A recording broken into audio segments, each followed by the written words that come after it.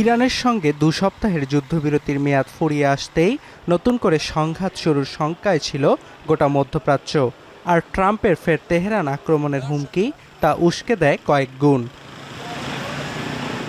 তবে স্বস্তির খবর হলো, যুদ্ধবিরতির মেয়াদ ফুরোনোর কয়েক ঘণ্টা আগেই তেহরানের সঙ্গে এর মেয়াদ বাড়ানোর ঘোষণা দিলেন ট্রাম্প। ট্রুথ সোশ্যাল পোস্টে ট্রাম্প জানান, মধ্যস্থতাকারী দেশ পাকিস্তানের অনুরোধে আলোচনা শেষ না হওয়া পর্যন্ত ইরানে হামলা চালাবে না ওয়াশিংটন। তবে যুদ্ধবিরতির মেয়াদ বাড়লেও ইরানের নৌবন্দর অবরোধ প্রত্যাহার করেনি ওয়াশিংটন।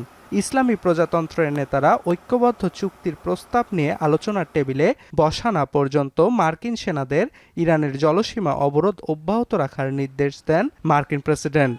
নোভা এলইডি টিভি, ঝকঝকে ছবি, নিখুঁত শব্দ, ৫ বছরের ওয়ারেন্টি। নোভা মানে সঠিক মান, নিশ্চিত সেবা। এরপর আরেকটি আলাদা বার্তায় ট্রাম্প দাবি করেন, মুখ রক্ষা করতে হরমুজ প্রণালী বন্ধ করেছে ইরান। জানান, জলপথটি সচল থাকলে দৈনিক $500 মিলিয়ন আয় করতে পারবে তেহরান।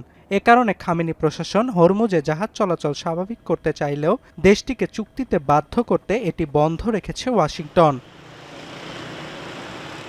এদিকে ট্রাম্পের যুদ্ধবিরতির প্রতিক্রিয়ায় জাতিসংঘে নিযুক্ত ইরানের রাষ্ট্রদূত বলছে, যুক্তরাষ্ট্র নৌ অবরোধ তুলে নিলেই আলোচনার টেবিলে বসবে তেহরান। আর মার্কিন প্রেসিডেন্টের নতুন ঘোষণাকে অর্থহীন বলে উল্লেখ করেছেন স্পিকার বাঘের গালিবাফের উপদেষ্টা। তার দাবি, ইরানের নতুন দফায় আকস্মিক হামলা চালাতেই কালক্ষেপণ করছে ট্রাম্প প্রশাসন।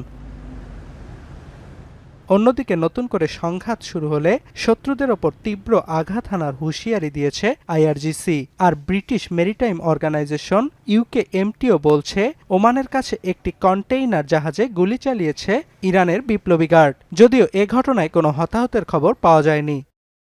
তবে যুদ্ধবিরতির মেয়াদ বাড়ানোয় ট্রাম্পের প্রশংসা করেছেন জাতিসংঘ মহাসচিব অ্যান্তনিও গুতেরেস ও পাকিস্তানের প্রধানমন্ত্রী শেহবাজ শরীফ। অর্ণব প্রসাদ, এখন বিশ্ব।